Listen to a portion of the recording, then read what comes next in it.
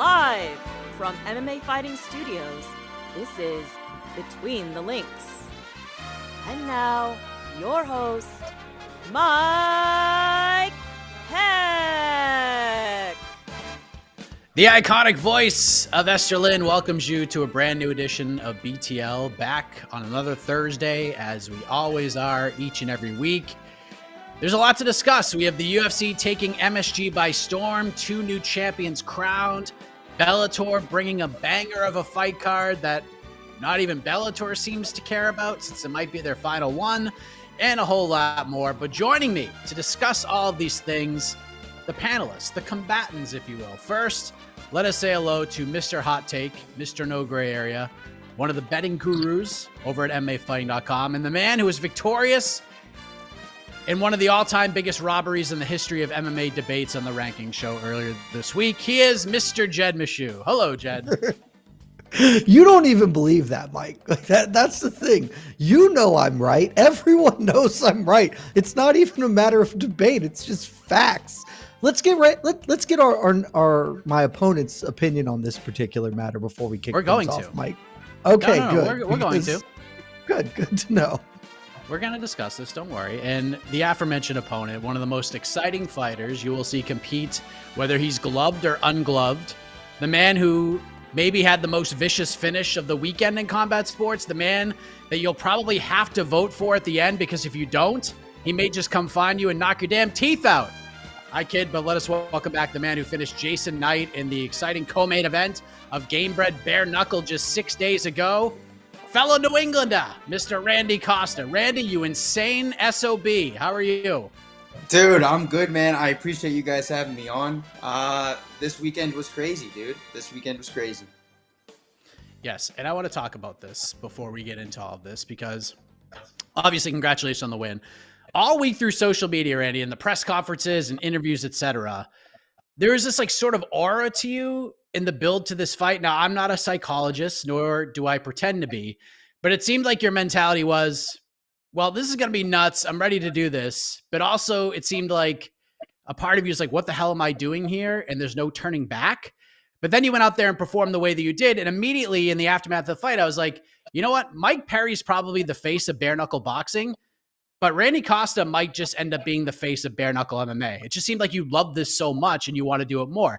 Is that in the ballpark somewhere? Like you came in just thinking like, oh my God. And then you ended it like, I want to do this a million more times. Yeah. So I'll address the first thing and the most important thing, which Platinum Mike Perry actually said that I have performance of the night. So as far as I'm concerned, I'm welcomed into the cool kids bare knuckle community at this point. I've been blessed in. But dude, that was crazy, man. Yeah, dude, the whole past year has really sucked, and Friday was really good. Friday looked fantastic. Nothing could have been better. It was perfect, man. I went in, I did like big time damage. I did a big time showcase over somebody that I probably shouldn't have done that over. And I came out with 0 injuries at all whatsoever. I'm not sure what I did right, but I beat the game, and I'm excited for whatever's next, for sure. And speaking of them not having like a face of bare knuckle, I mean, what the fuck, man? I'm here. I mean, I'm exciting to watch, right? Like, what the fuck? Why not me? I mean, who knows what's gonna happen, dude? It's a very, very weird, interesting time that I never, ever in a million years. I mean, dude. In what fucking alternate universe am I doing bare knuckle MMA and succeeding in it? It's like, it's just asinine. It doesn't make sense, but I'm here for it, dude. I'm excited for what's next. If I told you like, there you go. If I told you like 9 months ago, because you mentioned how tough of a year this has been for you, because you had a bunch of fights booked and it seemed like they all fell apart. Some even like the day of the fight. So you've had to make a lot of changes because of that, because you have to make money and you have to fight in order to make money. If I asked you 9 months ago, hey, all this is going to come out in your favor, but you're going to do bare knuckle MMA and not fight for CES or any local MMA promotion, would you believe me if I said, hey, your path back is bare knuckle MMA? Nothing was really out of the question. I mean, bare knuckle MMA, like, fuck no, like that was out of the question. I wasn't doing bare knuckle, but dude, I just like this last year, Mike, it like really actually fucking sucked. Like, I'm super vocal and super like, positive on social media, this, that, the other thing, dude. But like everything behind the scenes, from like my personal life, my family, dude, like everything was fucking shit, man. Everything was shit. So like I definitely I held on to a belief, and I held on to some positivity that this shit can't last forever, dude. Like like everything's not gonna suck forever. Like there's gonna be an end point.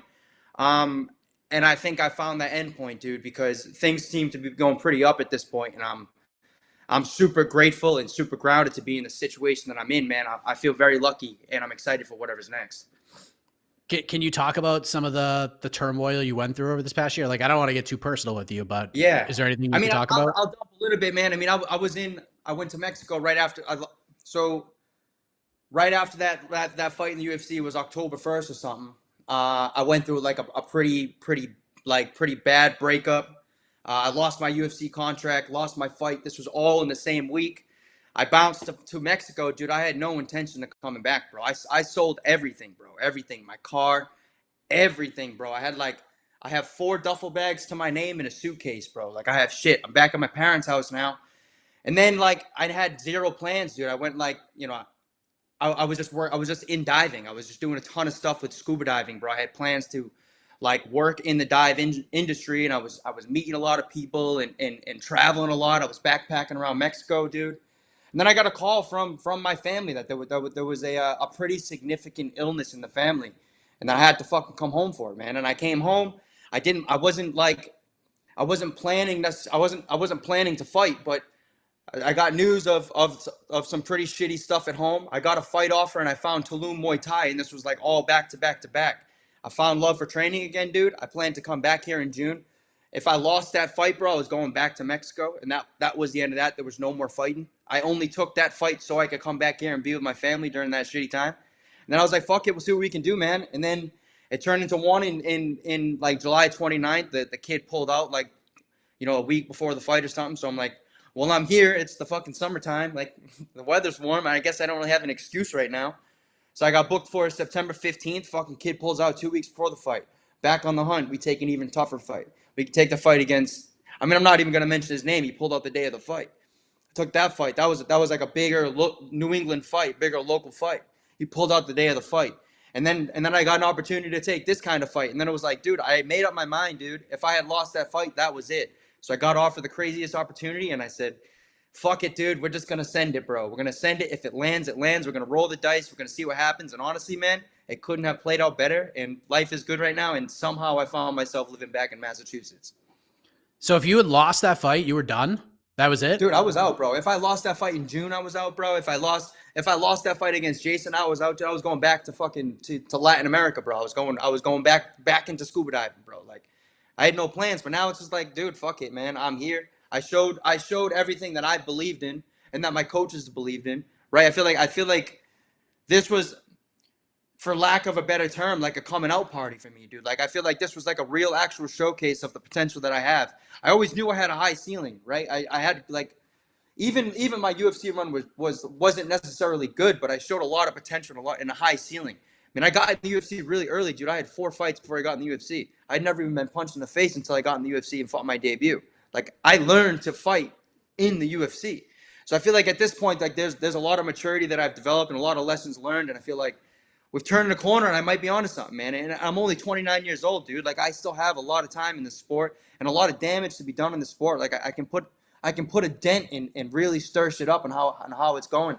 And I think now with where I am in my life, like professionally and mentally and spiritually, I feel like everything's just coming together, and we're going to do something pretty cool. And I think Friday was a big step in that direction. I assume the bosses talked to you, and I know you called for a fight in January. I assume that's going to be a very big card, and I assume you're going to be on this card, right? I'm sure you don't have anything like set in stone yet, but I assume they have plans for you to compete on the next card in January. You're talking about the Game Bread card, I'm assuming, right? Yes. Yep. Yeah. I mean, George and all those guys have expressed interest in having me on that card. And dude, I'm about it. I faced a big fear going to fight that fight, man. Like the kryptonite, you watch my fights, man, the kryptonite style to my style is Jason Knight's style. Like a dude that has nasty jiu-jitsu, can take a lot of damage, is going to walk forward and try to walk me down. and I passed that test with flying colors. I made him, and I have all the respect in the world for Jason. Jason's like, he's the man. I admire him as a competitor, as a fighter. He's fucking really good. But I made him look like he belonged. Like I was fighting him on like the local scene. Like that was like there was a clear skill discrepancy there that I finally was able to fucking show and show people that I believe that I'm actually that good. Like I'm that guy. And it's nice that I had that performance over him in his backyard, in his sport. Like he was like the guy for bare knuckle MMA. And dude, let's be real, bro. I wasn't flown into that fight to go win that fight, bro. I was in there to get for Jason to run a showcase on me and get signed back in the UFC. Because dude, quite frankly, he should have been in the UFC after the Ultimate Fighter. He won that fight on the Ultimate Fighter in like a minute or something like that. And the kid that he submitted, all love to Landon, got signed to the UFC already, and Jason hasn't. And then there's only loss on that show was that crazy fucking fight against Kurt Holloway, who won the show, right? So I go in there, I'm the B-side fighter, I'm a fucking 35er in a sport that I've never competed in, and I go in and I do that kind of thing. It's like, hey man, like I might be onto something here. I think we may have turned a corner, and I'm super thankful for my coaches, Lozon and Rebello in particular, for never giving up on me and forever believing in me, because here we are now. That's sassy Greg Rebello. Shout out to Greg Rebello. But congratulations again. If we have some time at the end, we'll have the peeps fire a few questions your way, because I'm sure there's a lot of fascination with bare knuckle. Jed shaking his head like, Jed, this is bullshit, Mike. This is bullshit. How do I win now? I'm already fighting an uphill battle going against the fighter, and now I got that to compete with? It's fucking over. We can just do the vote and call it. I've already lost. It's bullshit. Just X out right now, bro. Listen, absolute I was on nonsense. that ranking show. This is my revenge. So welcome to Revenge BTL, Jed Mishu, and I hope you stay for the whole time. But let's get into this. Let's talk UFC 295, gentlemen, because while Randy Costa has broken bare knuckle MMA, Alex Pereira continues to break actual MMA. He's broken the sport and the rankings as we know it. 11 pro MMA fights, just 7 UFC fights, and he's a 2-division champion after stopping Yuri Prochazka in the second round. Randy Costa, as a man who has broken bare knuckle MMA, Alex Pereira is a 2-division glory champ. Now he's a 2-division UFC champion in a very short span of actual fights in mixed martial arts. What do you make of this accomplishment? Because it just doesn't make any sense to me what this man has done in such a short amount of time. Dude, it's honestly insane, man, because every single one of his performances are a spectacle. He has such little fights. He's flirting with 2 divisions, has like a crazy rivalry with the 185 guy, right? And meanwhile, he's doing all this, has all this fanfare, all this stuff. And like Pereira's the man, dude, but he's a stone face and lacks any kind of like charisma, but everybody loves him, dude.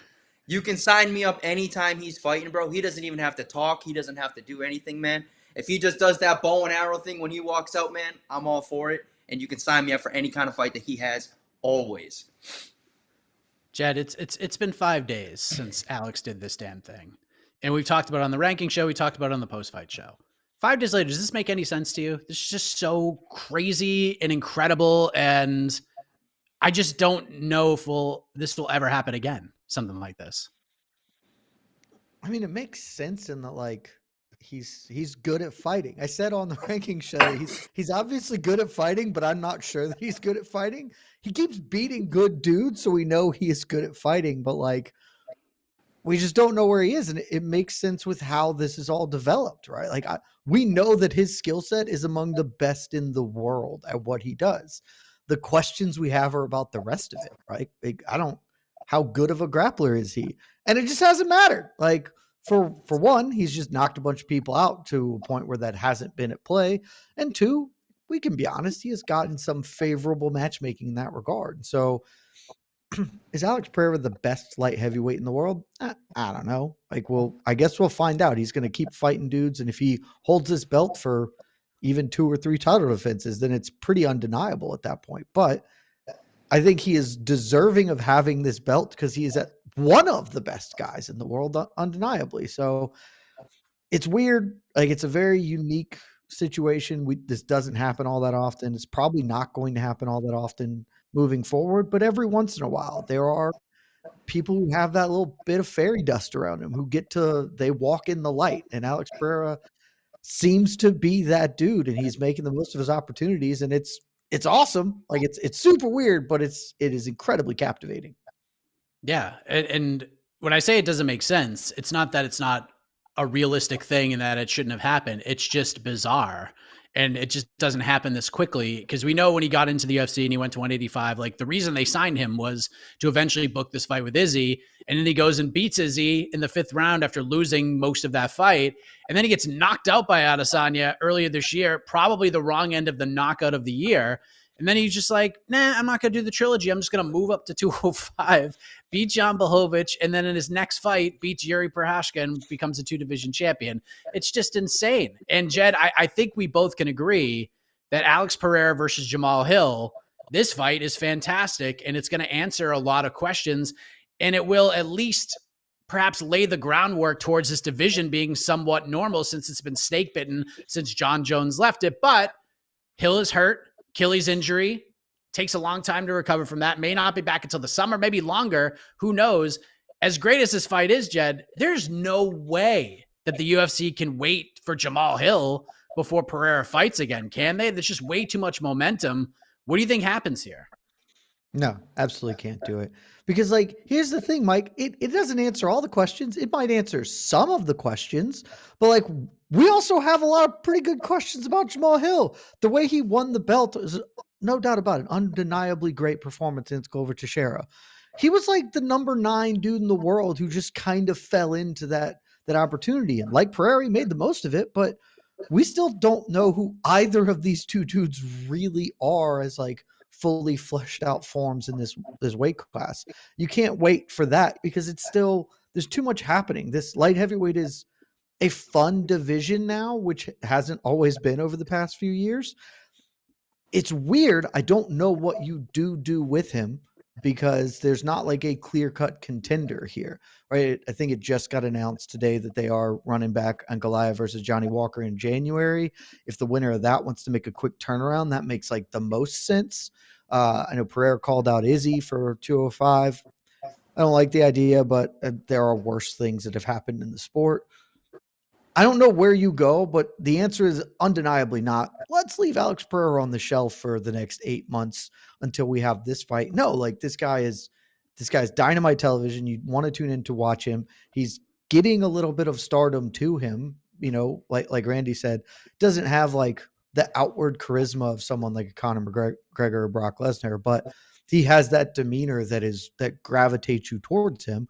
Put him back in there. I don't care who against. Like I would have said, honestly, just put Johnny Walker in it. Who cares about him running it back with Ankalaev? Not going to do it. Like, dude, fire it in with Jan Blachowicz, who's been calling for a rematch. Fine with that.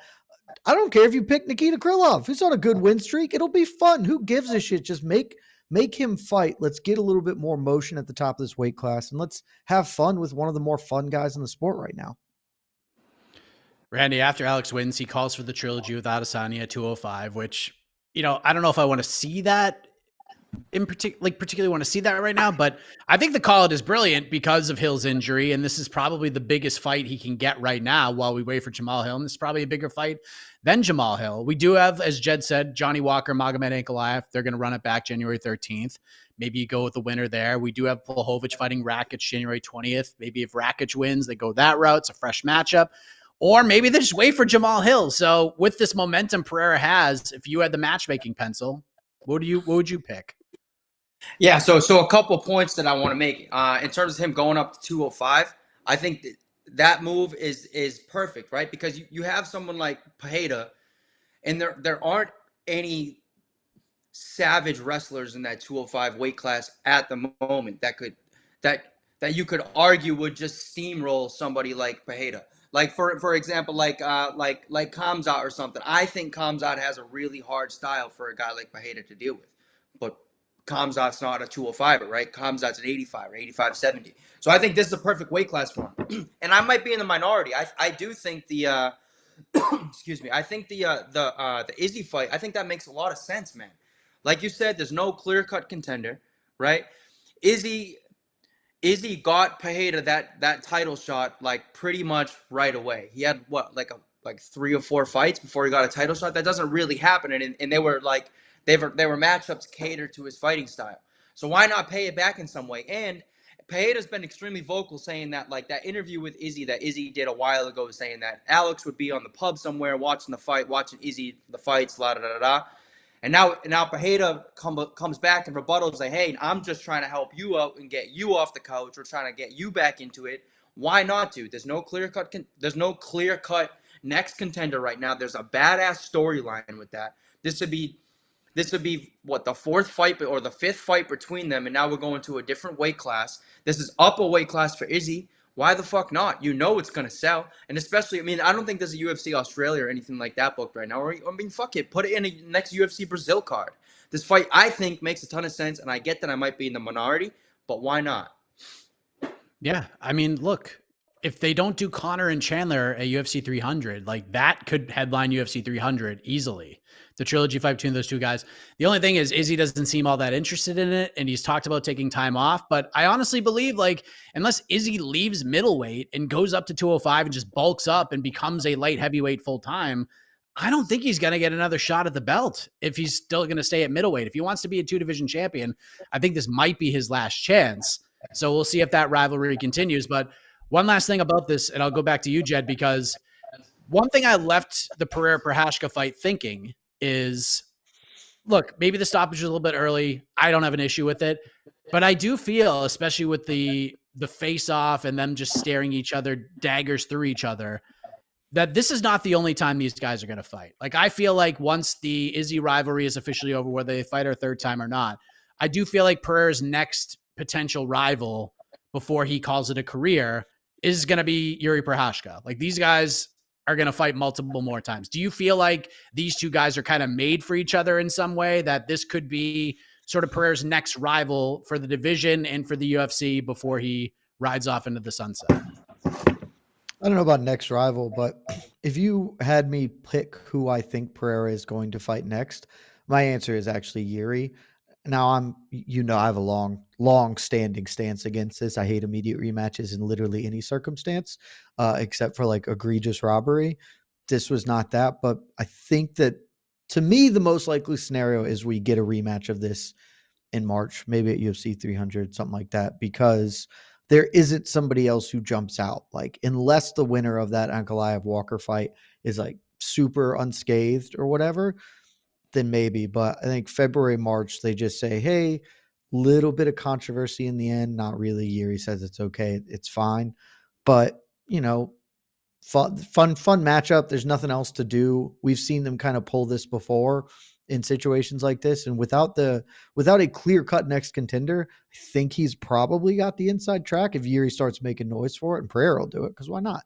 So I think they're definitely going to fight at least once more. I'm not sure if it'll end up being a rivalry, because I picked Pereira to win this fight. I think wins the rematch too. Like, I think Yuri is, the way he fights lines up fairly well against Pereira. So I'm not sure it'll be a rivalry in the same sense that it ended up being with Izzy, but they're definitely going to fight again. I think that's for certain. Randy, do you feel like these two guys are going to fight again in the future? I agree with pretty much everything that Jed said. I don't think that it's ever gonna. I mean, not ever, right? But I don't think that it's gonna be like this crazy competitive rivalry that everybody thinks it is. I think everybody's more so like gushing at the fact like these are two fucking stone cold samurais that are fighting each other more than they are like the actual technique behind their styles, right? Because Pereira, he's a surgeon with the way that he's picking his shots, right? Yuri is like super wide and super wild, and like that is the perfect style for somebody like. But you're not gonna beat Pereira with craziness. You're gonna beat Pereira with mixing shit up. And Yuri's throwing like these loopy shots, and like Pereira has a nice defensive guard. He's seen all this shit. I agree with Jed. They're gonna fight again, right? And it's gonna be a great build-up. But I don't think it's ever gonna be like this crazy competitive rivalry that maybe you're implying that it's gonna be. We will see how it plays out. That was one of the big stories from UFC 295. We'll go to the other big story. Tommy Aspinall. Is he the best heavyweight in the world? Will he fight Jon Jones? We will find out next. The point for round one goes to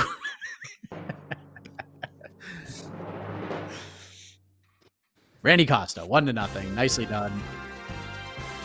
I mean, he got Jed. To be fair, he did get like a full interview before the first round, so you kind of knew you were in trouble there. So I was cooked since this thing started.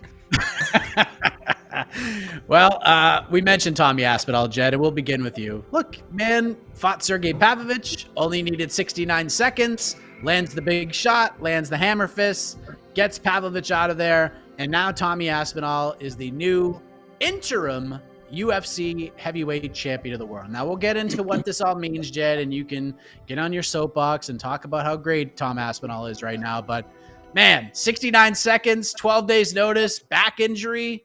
Can't beat that, can you, Jed? Nice short night at the office for Tommy Aspinall.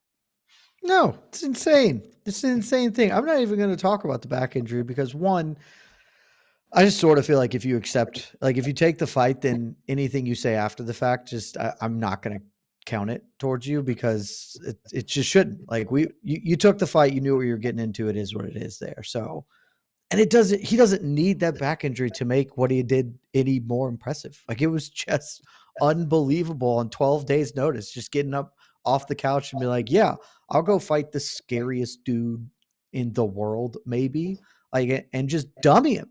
And like coming into it, I said no outcome would really surprise me other than this fight going to decision. Like I knew that Tom Aspinall could knock him out, but I think the general consensus was the one time we'd seen Sergei Pavlovich look bad, like it was Alistair Overeem taking him down and working him over on the floor. And we know Tom Aspinall has that skill set, that capability of doing it. And instead, he ate a couple of clean shots from Pavlovich. He didn't wilt or kind of crumble like we've seen other people do when Pavlovich touches him. And then just fired back at him and put him down in 69 seconds. Like I don't know what to make of that other than to be incredibly impressed by just how damn good Tom Aspinall is. He's so athletic. He has such a diverse set of skills, defensively responsible. Like this dude is going to carry the standard for this weight class moving forward. And Saturday night was the start of the Tom Aspinall era. Randy, what a run for Tommy Aspinall. He's got the UK behind him. The fans love to sing his name and sing his song, and he's got a personality. He's got, a lot of charisma. This guy kind of has the whole package. Been pretty fun to watch him do the thing and now become interim heavyweight champion, has it not? Yeah, man, for sure. 100%. I mean, I agree with everything Jed says. I think that Aspinall is going to be like the next standard for the heavyweights. I mean, the dude moves like a lightweight. He's super effective, Nash Jiu-Jitsu, strong as fuck, and has a whole nation behind him. The only thing that's fucking killing him right now is that Jon Jones exists. That fight, dude, and I mean this with the utmost respect to Aspinall and everybody involved, him versus Jon Jones is not going to fucking happen. And it's a shame that Aspinall's not going to be the champ until Jon Jones retires. That fight's just not going to happen. And it's super unfair, and it's not right. It sucks for Aspinall, like it really sucks for Aspinall because obviously he earned it, right? He deserves it. He deserves like a shot at the actual undisputed belt. But I mean, let's be real here. That's just not going to happen. I don't think Tom Aspinall has that name value yet, and I don't think Jon Jones is willing to take a risk like that. I mean, he's at the end of his career. He's been super vocal about that MSG fight versus Stipe wanting to be his last fight.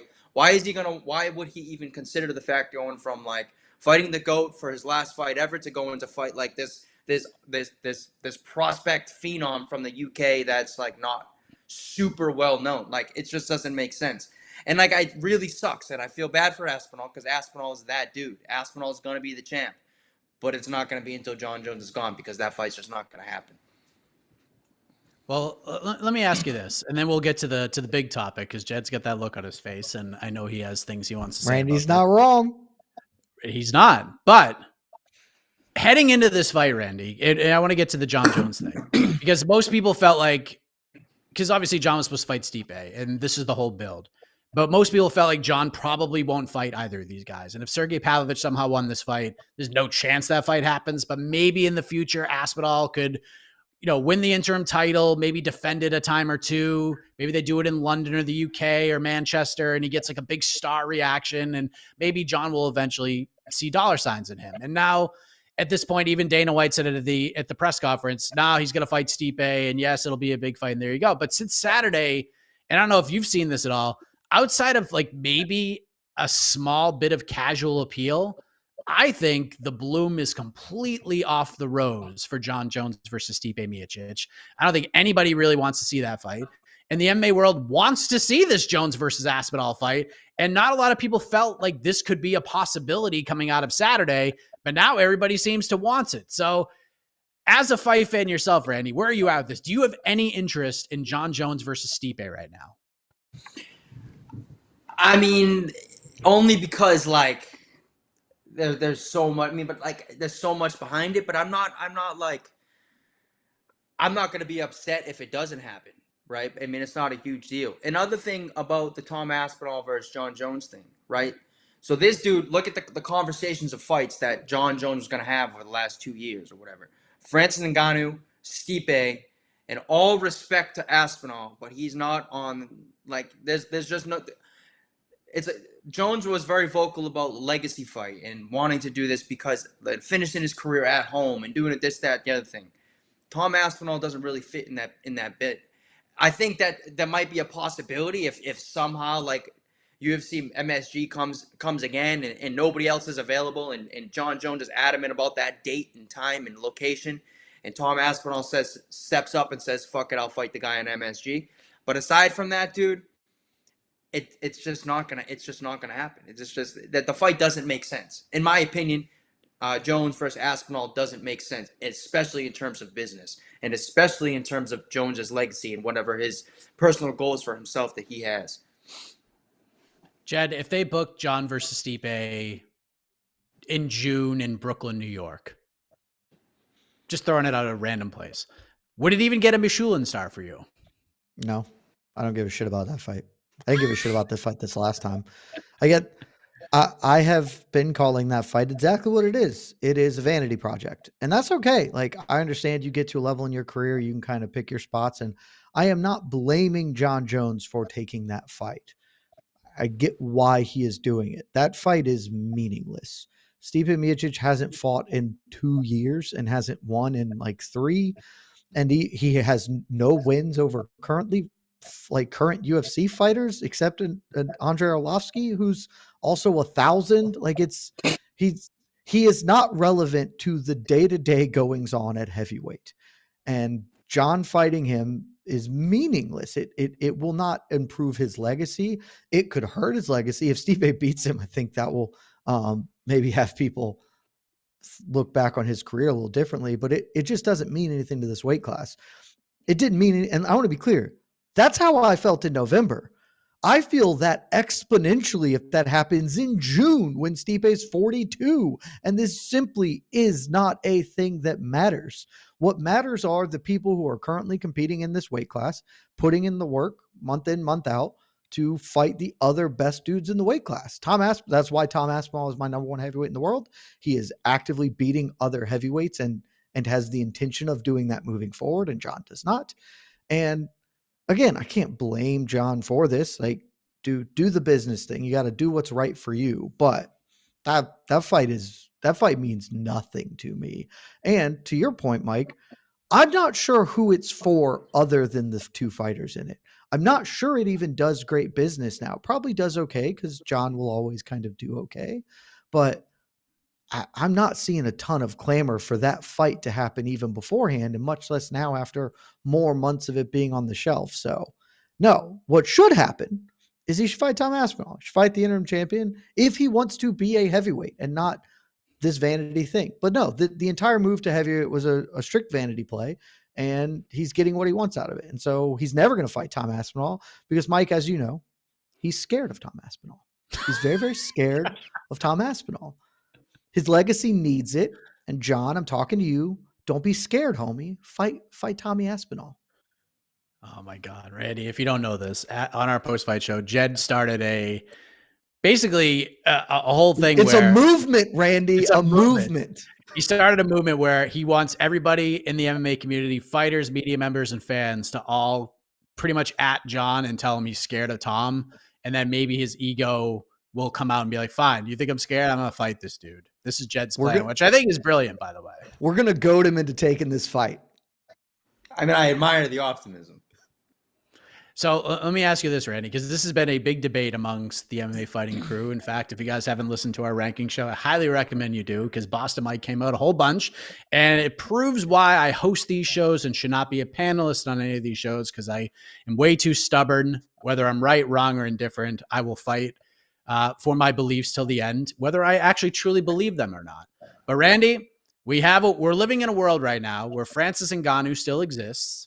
Right? He's planning on fighting for PFL at some point. Jon Jones, who is planning to fight Stipe or somebody else. And then we have Tom Aspinall, the interim heavyweight champion of the world. Is Tom Aspinall the best heavyweight on the planet right now after this win? He is not. He is not the best heavyweight in the planet right now, I don't think. And I don't think that because Jon Jones and Francis both still exist and they're both labeled as heavyweights. Do I think he's the best heavyweight in the UFC, like active? Do I think he should be the champ? Do I think he's the heavyweight guy in the UFC for the label, the baddest, blah, blah, blah? Yes. But do I think he's the best heavyweight in the world at this moment? No. And I don't even know how you could say that after watching Francis just do that to Gypsy King on, in boxing. Like, I don't think that's a thing. And I think there's a lot of recency bias here when you're using like bold statements like that. I mean, it's easy to say that like Tom Aspinall is the best guy in the whole world after he has a performance like that just last week, right? But let's not forget about all the great things that Jones have done. He made Ciryl Gane look like a child when he fought him that time, and Ciryl Gane was the guy when he fought him. Like, I think it's really hard, man, and I feel bad for the situation that Aspinall's in, because I don't think that he's going to get the credit he deserves until either A, he fights and beats Jon Jones, which isn't going to happen, or Jon Jones bounces. I don't think Aspinall, unfortunately, is going to get any kind of respect he deserves until one of those two things happen. Randy, let me just say, that was a well thought out, excellent answer right there. Jed, your retort. Dead wrong. Couldn't be more wrong. like Randy, got a lot of respect for you. I'm sorry that you're with Mike being real wrong about this one. You're right. Jon has accomplished so much, like arguably more than anyone else, at a totally different weight class than heavyweight. Jon's one heavyweight fight is a win over Ciryl Gane. Great win. Not here to take anything. I mean, absolutely demolished Ciryl Gane. The guy at the time, right there at the top, like ranked number 1 or number 2 in the world at the time, outside of Francis Ngannou. Jon demolished him. Guess what Tom Aspinall just did? He demolished the guy ranked number 1 and number 2 in the world. This terrifying dude that no one wanted to fight, just demolished him. And then on top of that, he also has beaten several other relevant UFC heavyweights. Like, this just isn't. Jon is he's a heavyweight on paper. Like, that's it. He has one fight in the weight class. So it's just not the same. Like, and I could be more open to that argument. Again, if Jon said, I'm going to fight Tom Aspinall, or I'm going to fight, I'm going to defend this belt against a real person that matters substantially in this weight class. It's not what he said at all. It's, I'm going to fight Stipe, who's 1 billion years old, like, walking like a geriatric fireman at 295. You see him getting around with like a hitch in his giddy up. What are we doing? He's not going to pretend to defend the real belt. So Tom Aspinall has it. I am absolutely here for the argument that Francis Ngannou is the best heavyweight in the world. I believe that is true. We are just not legally allowed to rank him because of the rules we put on ourselves. But I'm absolutely with you if you want to say Francis Ngannou. I think that is totally fair. But what Tom Aspinall said is correct. He is the best active heavyweight mixed martial artist competing today. And that's just facts, baby. I think the word active is super important here. It is a very important word to use. And it was a brilliant word. Tom Aspinall's just been full of brilliance. He really has. Every move he's made has been a brilliant one. I can't wait to hit dude. I mean, we all agree that we're all agreeing that Aspinall is the man. You're just not going to beat the machine. The machine's the UFC. The machine's going to control the whole thing. Jones is a part of the machine. It's not going to happen. The fight's not going to happen. It is if we goad him, Randy. Get on board. Get on board. If we all rise up as one and say, Jon, you scared, bet you won't swing, maybe he will. Hey man, I'm not saying you're right or wrong. I'm just telling you, it's a fucking machine. Well, let's see if the movement works. Are you with Team Jed here? Do you want this movement to pay off? Could we see Jon Jones versus Tom Aspinall? I'm starting to think. I mean, I'm not here to say that it's going to happen, but I went from like 0.01% that it happens. I'm like at like 12% it happens now. I do feel like Mike, there's a little bit of momentum here. You should hope it doesn't, because if that fight ever gets booked, I am for sure taking credit for it. All right. Well, you should. And it'll be another moral victory for Jed Meshew. But let us move on. A lot of momentum coming out of UFC 295. Maybe not over for good old Bellator. We'll talk about Bellator 301 in a second, but the point for round 2 goes to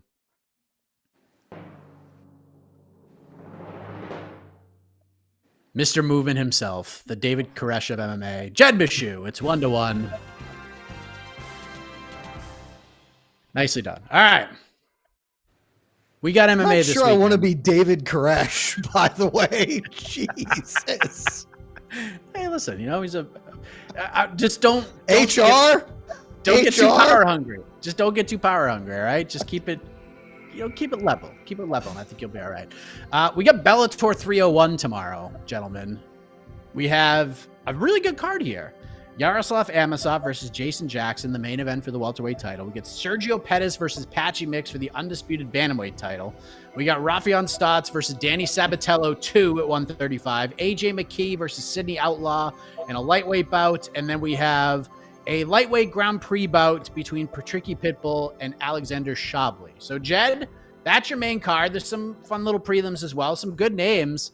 Rate Bellator 301 on paper, which could potentially be the final card for them. Man, I was really hoping you go to Randy to start, because the landscapers have decided, Mike, you understand landscaping time and how it's always when we're recording. We've managed that. So sorry if you hear that in the background. 301's a great card. It's a super weird thing that Bellator this year has been quite good, honestly. I've had a couple of cards because they just simply don't have the full roster to always have a great main event, but they have largely put out the product they have put out this year has mostly been very good. And it's super weird that that's the case on the year they are. It seems at this point a certainty that they are done promotionally. Maybe not, maybe something, comes in at the 11th hour, but from everything we are hearing, it seems exceedingly possible, if not probable, that 301 is the final card in the history of the Bellator promotion. And if so, they're going out great. Patchy Mix, Sergio Pettis is 2 top 7 bantamweights globally going at it. And pretty realistically, the winner of that has a claim to being one of, if not the best bantamweight in the world. Yaroslav Amosov, nobody's going to talk about it. But I mean, he is one of the best welterweights in the world. If he wins this 28-0, I haven't done an official dive onto this, but to the best of my knowledge, Khabib's 29-0 is the best record in MMA history, the most undefeated run of anyone ever. And Yaroslav Amosov is, assuming he beats Jason Jackson, which I think he will, he's bumping right up against that. Stott Sabatello too, I don't really care about, but it's promotionally valid. And then look, Alexander Shabley, awesome. AJ McKee, awesome. This is a really, really good way to go out. But somebody said this, maybe you just said it, and it feels like Bellator is going out with a whimper, not promotionally, but or not with what they are delivering as far as fights, but promotionally. Does anyone know this is happening? Is anyone aware that this fight card is about to occur? Because straight up, multiple people who work at our website, and I won't name names, the best website in the world to cover this sport, were like, "Oh, there's a Bellator Friday? Shit, multiple people!" This is going out with a real whimper, and it's a shame because I wish Bellator was sticking around. We'll talk more about that in a second. But Randy, I mean, it's a pretty damn good lineup right here, right? This is, I mean, promotionally, they don't really care all that much. So why should the MMA community in a lot of respects? But I mean, for those who are going to be watching this card, it's a pretty damn good one, right? If this is the last one, they're going out with a bang here. Yeah, I'm one of those guys that Jed's talking about, dude. I didn't even know this card was happening until last week.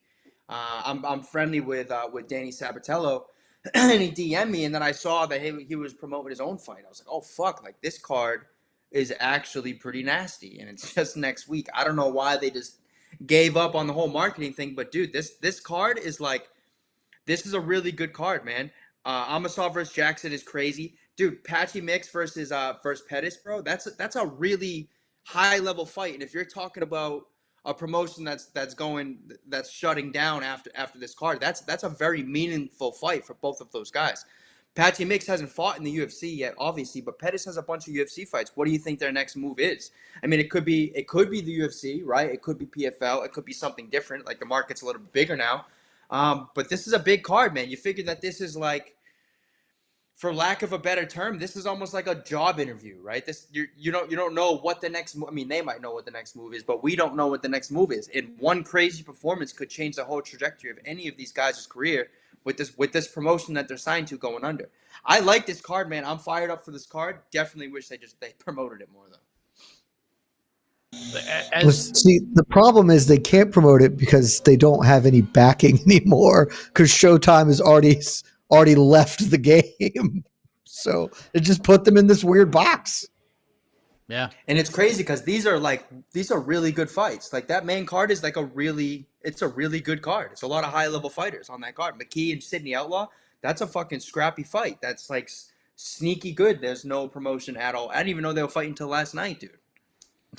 See, it's just one of those things. And that's kind of been what's handcuffed Bellator a lot over the last few years, is that they put these good cards together and they just kind of assume everybody knows about them when that's just not the case. But I'm curious to get your take on this, Randy, because, you know, seeing this could be the final Bellator event. Now, who knows what's going to happen with this PFL thing? If they are absorbed by the PFL and they decide to run them as separate entities, I'm not really sure how that's really going to work. And who knows what will come of it once this deal actually comes through, if it does.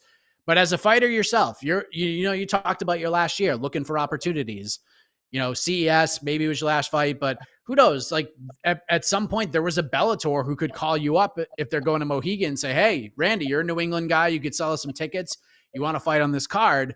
But as a fighter right now, kind of looking for opportunities, how do you react to this? Possibly having one less place to bring your talents. I mean, I don't think that from my perspective, Bellator going under doesn't like at all impact me in the slightest, right? And I think that a lot of fighters who are like bigger or like really take the steps with promotion and things like that aren't really looking for that Bellator opportunity, because Bellator doesn't really push their fighters. Bellator has like 3 or 4 fighters that they push. Everybody else is in charge for themselves. And that's what I think the UFC does really well. I think the UFC obviously is the gold standard, right? I don't think they necessarily have the best fighters in the world, but they have the best marketing in the world. This ultimate marketing championship. They're crush it with all the marketing stuff. But I think now, more than any other time in MMA, I think it's just a wide open landscape of fucking opportunities.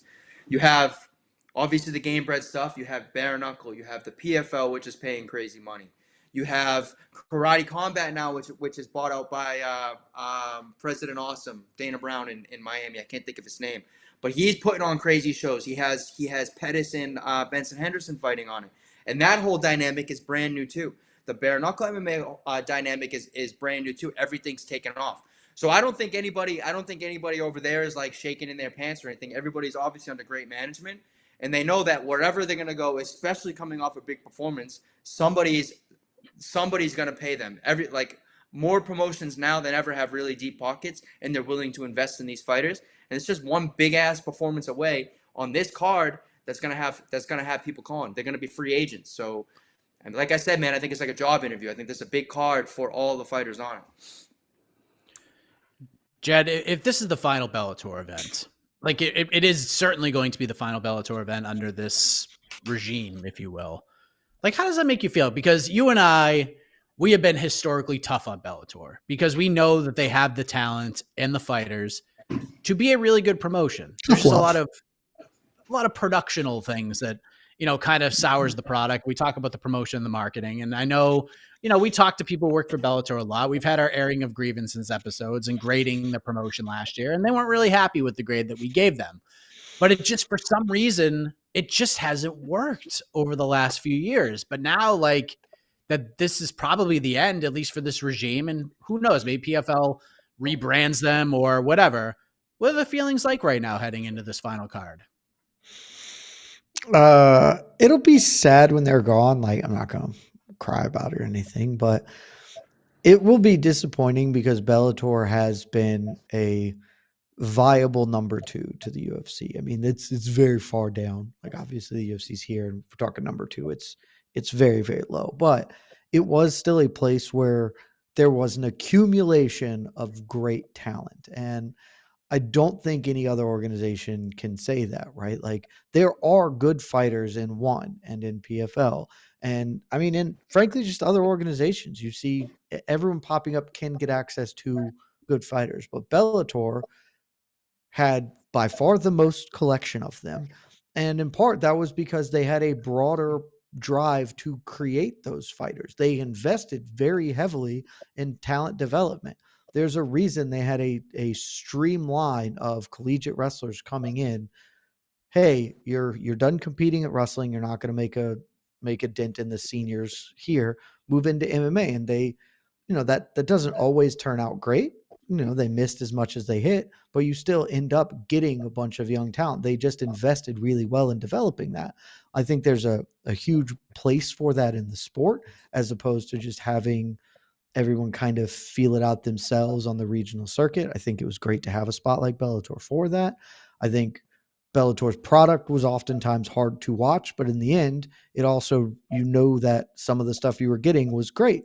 Them doing Grand Prix was awesome. Having a major promotion doing a Grand Prix structure like that takes it back to the days when I fell in love with the sport, And broadly speaking, like, it's one less organization to be competitive. It's one less organization to offer up money, to offer up an alternative vision of MMA than what the UFC is is putting out there. And maybe everyone just folds into PFL, and PFL now gets to rise to the level of a number two and maybe a closer number two to the UFC than it was. But I'll believe that when I see it. And for now, it's just we're losing what was a valuable part of the MMA ecosystem, and I'm very unsure what we're replacing it with. And if in the end some of these great fighters go to the UFC, that's awesome. I'd love to see AJ McKee fight, featherweights and lightweights in the UFC. I would love to see Patchy Mix and Sergio Pettis against the Sean O'Malley's and the Merab Dvalishvilis of the world. I would love to see Johnny Eblen be the best middleweight in the world. Like, those are things that are awesome. But we'll see if that happens, because there's also, maybe they don't. Maybe they go to Ryzen or elsewhere, and then it's just not this. It then becomes even harder for there to be I'm going to watch this and know that I'm getting elite level mixed martial arts on both sides of the ball, as it were. God, if PFL absorbs them and keeps them viable. That's the dumbest Please fucking rumor rename I've them. ever heard in my life. So you don't think they should do that? No. The only Even reason for a to year. absorb Bellator is for the fighters. There's not, like, you don't give a shit about their promotion. Their name is the worst name in the history of, honestly, professional sports. What if they rename it? Then why do you even have it as Bellator? Or, like, what's the point? Just take the PFL's great, and I mean, they have other failings, but the biggest failing of the PFL is their fighters. Like, they have some good fighters, and they have many other just replacement dudes, like just another guys in there make up a lot of their roster. They can overnight have the second best roster in the sport by folding it all in. You should absolutely just do that. So last thing on this, Randy brought up a pretty interesting point about this being like big fights, big card, but also a potential job interview. So Jed, you are hired as UFC director of talent, and you are being tasked to watch this event, and you are tasked with picking 3 guys from Bellator to bring over to the UFC. You can only pick 3. Who are you bringing? Oh, that's the easiest question in the world. I mean, like, there are many people who deserve it, but Yaroslav Amosov is my number one. Dude might be the best welterweight in the planet. He's about to be 28-0. Like, that's just it. You pick that dude 9 times out of 10. I mean, you also just have to go AJ McKee from a star building prospect. Like, I'm not sure that he's the second best fighter on this card holistically, but He is one of the very best fighters in the world at his weight class, also competing at lightweight, very, very talented and young. Like he's everything you want as a guy to build up and build around. So those two are unequivocal. And you could make other choices here, but to me, the answer is I'm assuming Patchy Mix wins. And if Patchy Mix does win on Friday, then he's absolutely it. Because again, you're talking about maybe the best bantamweight in the world, a guy who maybe isn't he's certainly not as marketable as like a Sean O'Malley, but talking about a guy who's going to come in day one, be a contributor at the highest level of this weight class, maybe fight for the belt, maybe win the fucking thing. So those three for me, and it's very, very easy. What do you think, Randy? I mean, you've been in the UFC. You kind of know what they want, and kind of know who can succeed there. It's not always just the best fighter in the weight class. It's someone who's got all the tools, right? Someone who's got charisma, someone they can build into a star. If you're the guy tasked with bringing in 3 Bellator fighters, who are you bringing? I'm going MVP 100%, just because when he fights, it's going to be a spectacle, right? I don't think that they'd sign him necessarily with the intent that we got to build this guy to be the champ, but we're gonna sign this guy and we're gonna guarantee sick fights. Imagine a fight with like him versus Wonderboy or something like that. Like that's a sick fucking fight. Number one. Number two, I think it's pretty clear cut, and I think it's Patchy Mix. I think Patchy Mix is the best, if not top 3 best bantamweights in the world. That dude's legit. He's killing everybody. And then I'm gonna butcher his name. Amasov. Yeah. Yeah. I think those 3. I think him, Patchy Mix, and MVP, and I think it's pretty clear. I think they have something to work with all 3 of those guys. That you have one like a guy that you can build for exciting fights. You can have one that's an undefeated guy, assuming that this weekend goes well, and you have Patchy Mix, who is arguably the best 35er right now. Those are my 3 clear-cut contenders. I'm sure there are more that I'm not thinking of right now. Yeah, it's got to be super interesting when this all comes to be and how this all works. Like who's a free agent, who has to go, who doesn't have to go. It's going to be a fascinating story. But let's move on. While Bellator is a card, UFC is following up UFC 295 with a trip back to the Hallowed Apex. And boy, oh boy, are they stacking the deck. The point for round 3 goes to Mr. Bare Knuckle MMA, Randy Costa, 2-1. All right. We got UFC Vegas 82 on Saturday. And look, I'm going to run down this main card. Why? And you're probably not going to love it. But I will say with the caveat, we get a 2 p.m. Eastern start time on this bad boy, which to me gets you an automatic points just for that. But here's what we got, gentlemen. Brendan Allen versus Paul Craig, the main event. We'll talk about that more in a second. Jed's former number 10 ranked welterweight in the entire world, Jake Matthews versus Michael Morales. Jordan Levitt. I got a little ahead of myself. You did. Jordan Levitt versus Chase Hooper. Peyton Talbot versus Nick Aguirre. Amanda Hebos, Luana Pinheiro. Euro Schmedic versus McTybeck. Oralby. So that's not how you pronounce that man's name, but I don't remember how to do it.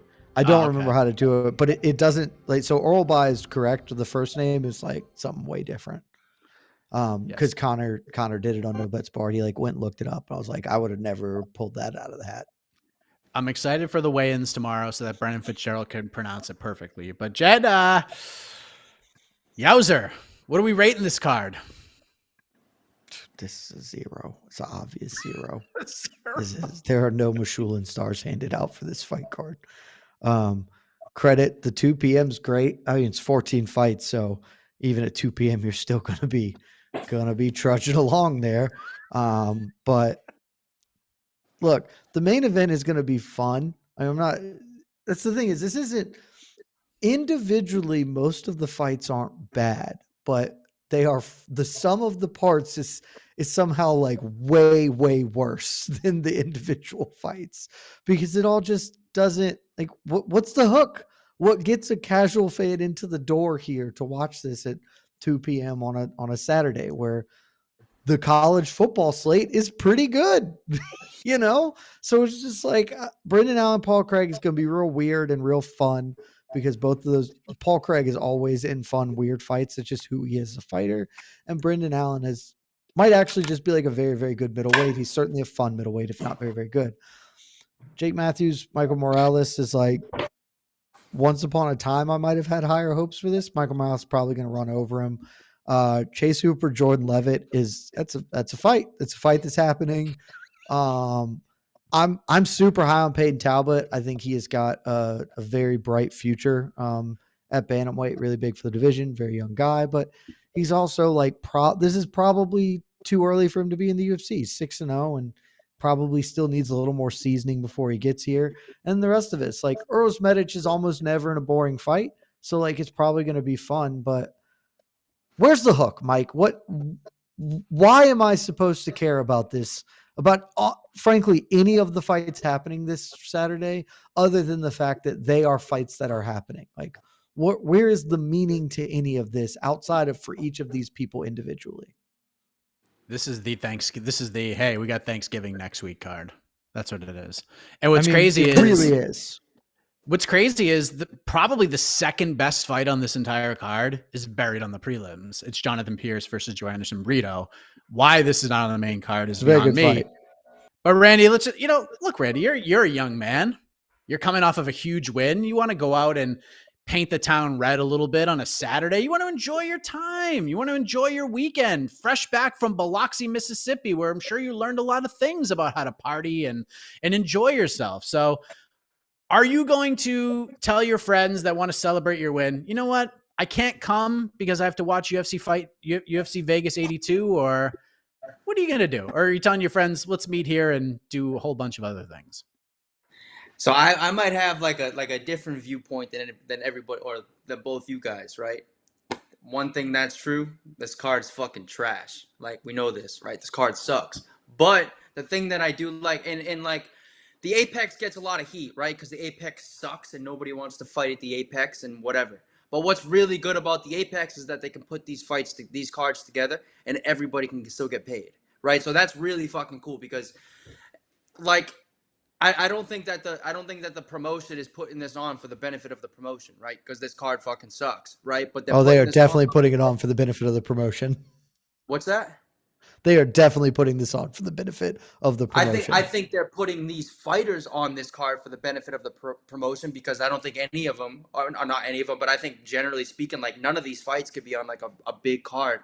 But these fighters are all getting an opportunity to make a lot of money. There's not going to be there might be a crazy bit of excitement on it, but this is going to be a wide open platform, right? There's nothing. They need a star to come for this card to liven up, right? So something crazy is going to happen and someone's going to benefit tenfold.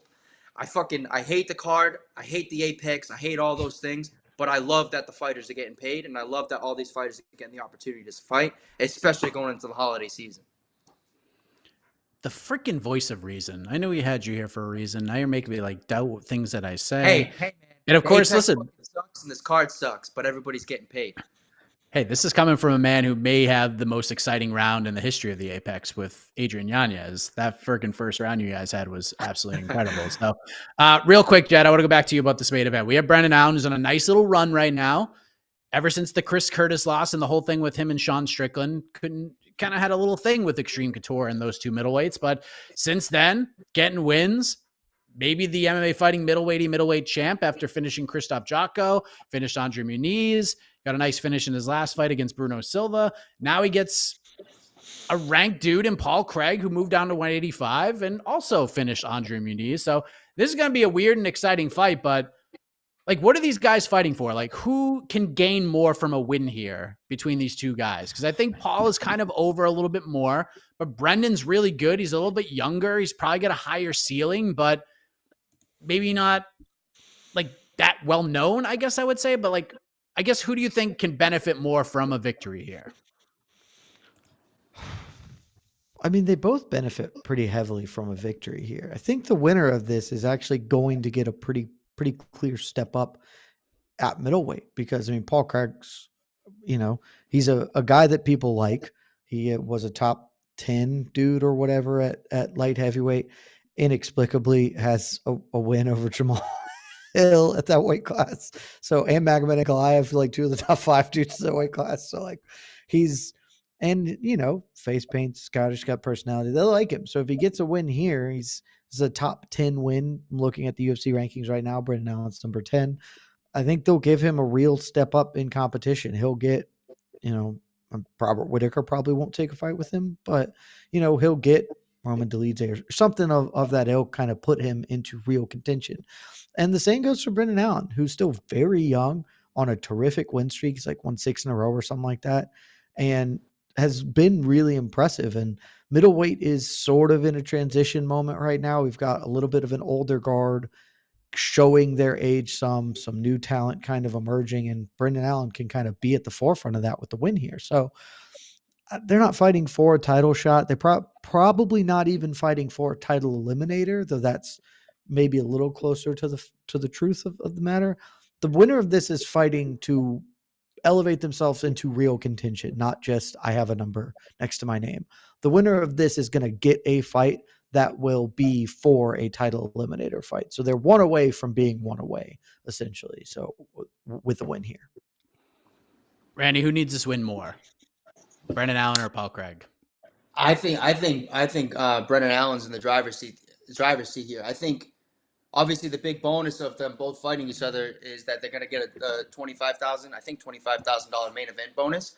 But what Jed was saying about them like elevating their careers, I agree. But I think this does a ton for Brendan Allen, because I think Brendan Allen has all the skill sets to be like a real big time player in 85. But I think the thing that he lacks is the marketability. I don't think he's the most charismatic guy. I don't think he's the most like interesting guy to like listen, talk to, or like funniest, or I don't think he's any of those things, but he's a fantastic fighter. And I think that everybody above him in the rankings, I think that they'll be able to like negate the lack of charisma that he brings and kind of carry that through. Because if you look at everybody that's ranked ahead of him, you're dealing with like Marvin Vettori and like Drickus and all those kind of guys who like people know who they are. I don't think anybody knows who Brendan Allen is. But I think Brendan Allen can compete with the best of them. And I think that a win over Paul Craig this weekend does huge things for his career. Yeah, I'm with you there. I think Brendan needs this one more. He is young, but I think the best thing for him, even without kind of gaining charisma, is you just got to keep winning. You just got to keep winning. And I think this is a crucial fight for Brendan Allen, because if Paul Craig loses, like, so what? People love Paul Craig and they'll watch him fight anybody, and he's still going to do fine. Brendan, who I think does have title potential, he can't really lose right now. Like, this is not the time for him to lose, especially with this division being what it is right now, being as interesting with it as it is. Izzy and Sean Strickland and Drickus and Hamzat and some of these other guys coming up, some fresh matchups potentially. I think Brendan needs this one a lot more. And not only does he need a great performance in the octagon, I think he needs a great performance on the mic as well. He needs to be very smart and realistic with his callouts. If he goes out there and smushes Paul Craig and then calls for a title shot, I'm going to rip whatever hair on my head is left just out. It's going to be gone. So just be realistic, call for like a Marvin Vettori, and then you get an A+ from me, Brendan Allen. That's what I think. Do you though? Who cares about Marvin Vettori? Like, it's Paulo not Costa. Like, just don't call for a title shot and don't call for Hamzat. I don't think we'll get Paulo Costa. I'm trying to think who we would get, and I don't know. Vittori's a good pick. Why isn't that a good pick? It would be Vittori. Vittori's that's a reasonable one to get, but I'm never going to be excited about the prospect of Marvin Vettori fighting, because I've watched Marvin Vettori fight. It's like, that doesn't get me going. I thought you were a big Vettori guy. I appreciate what Marvin Vettori is able to accomplish. It is not a pretty sight to watch him fight. I think Brendan Allen smokes Marvin Vettori, if I'm being honest with you. It might.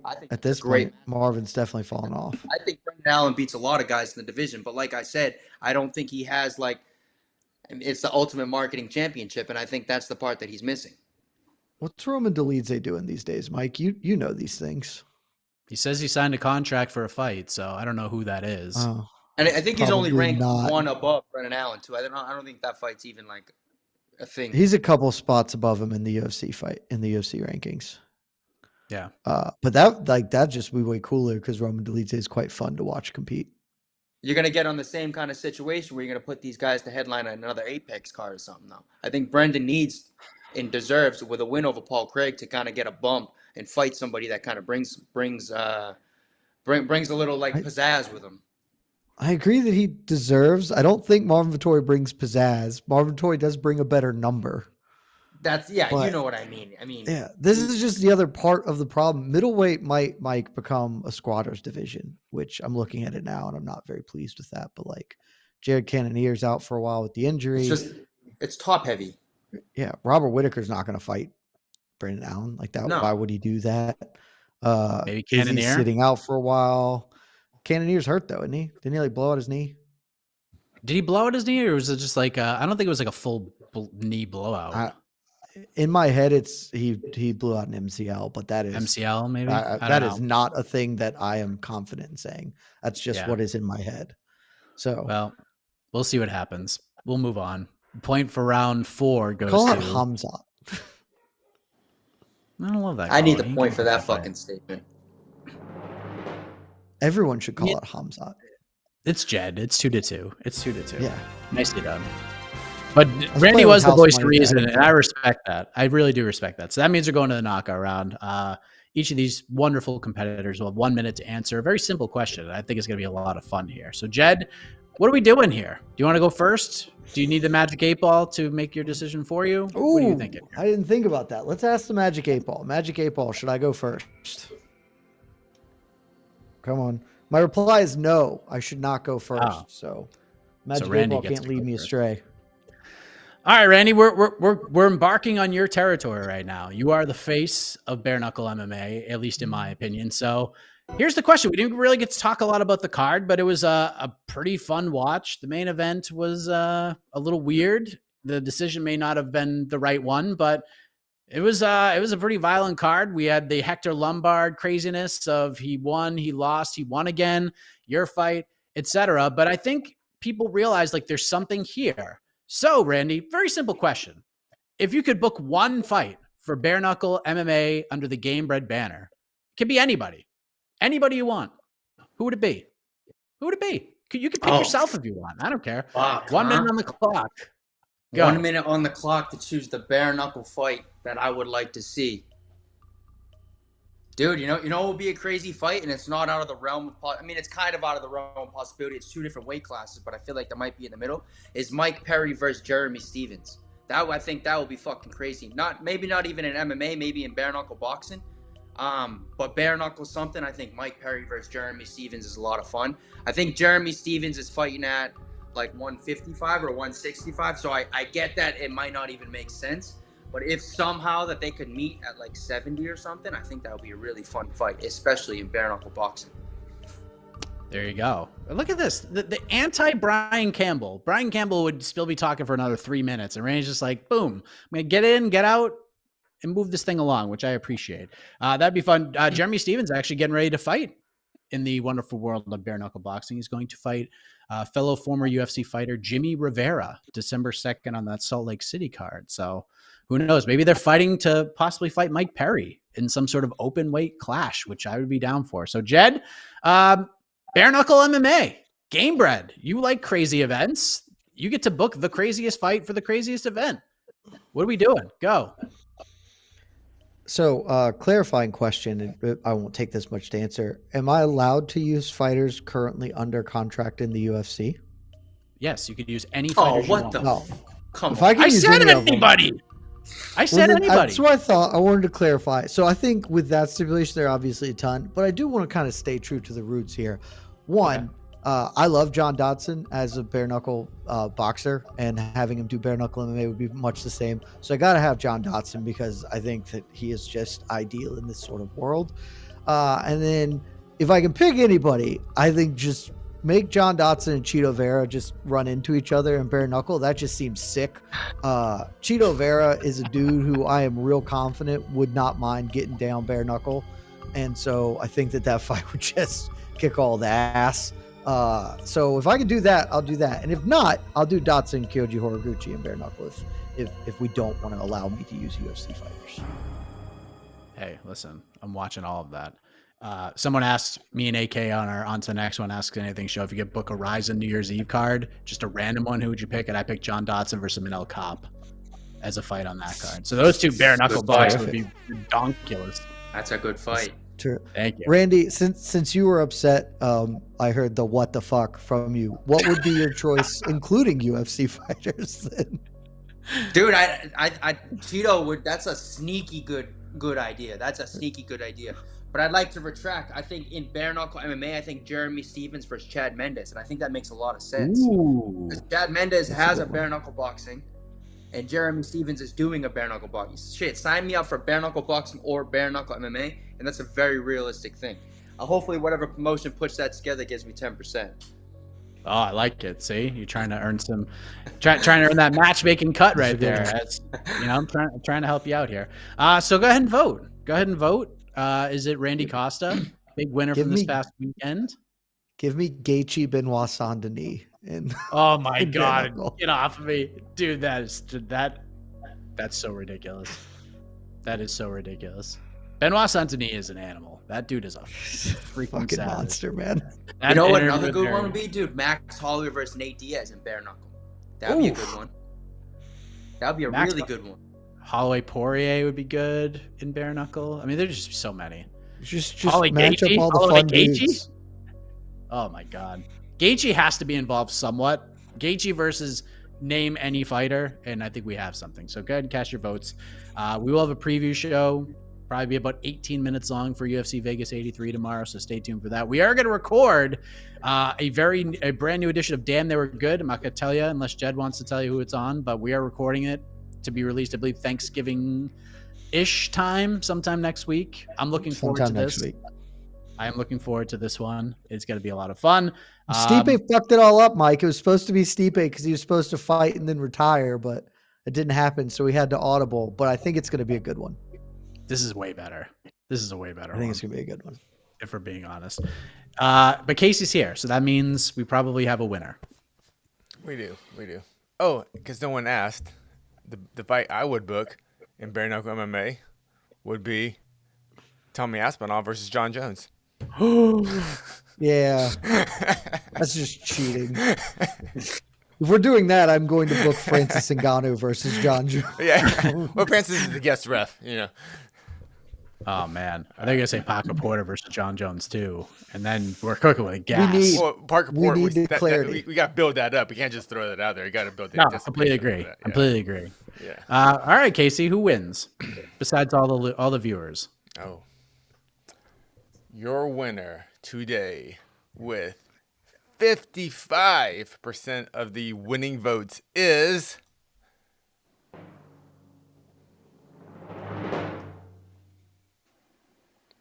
Jed Meshew. Wow. What? I'm stunned. I can't be held down, Mike. You know what? You're Because nonsense judging. Randy doesn't go to decisions. He only finishes fights. This is uncharted territory.